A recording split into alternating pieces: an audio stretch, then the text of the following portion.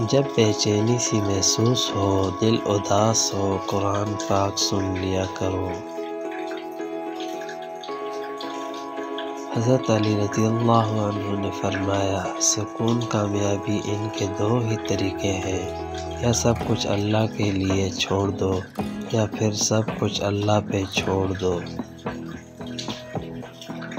تلخ حقیقت، شاید یہ عورت کا ہی ظرف ہے کہ وہ رشتوں کو جوڑے رکھنے کا ہنر رکھتی ہے، مرد تو 3 لفظوں سے رشتہ ختم کر دیتا ہے۔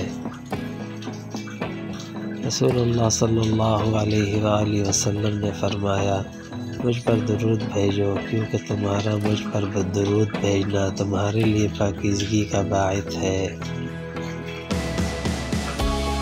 کبھی کبھی برا وقت آپ کو اچھے لوگوں سے ملوا دیتا ہے۔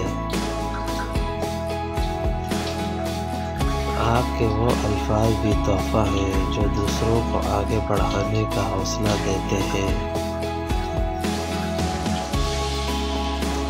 خواہشات کا گھوڑا بے لگام ہو جائے تو اپنے ہی سوار کو گرا کر پیروں تلے رونڈ ڈالتا ہے۔ حضرت علی رضی اللہ عنہ نے فرمایا، اللہ پاک پر بھروسہ رکھیں، وہ صحیح وقت پر صحیح دروازہ کھولے گا آپ کے لیے۔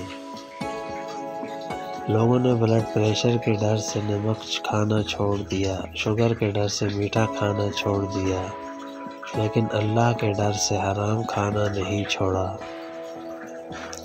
حضرت علی رضی اللہ عنہ نے فرمایا، جس شخص کے دن کا آغاز نماز سے ہو، اللہ اسے کبھی رسوا نہیں کرتا۔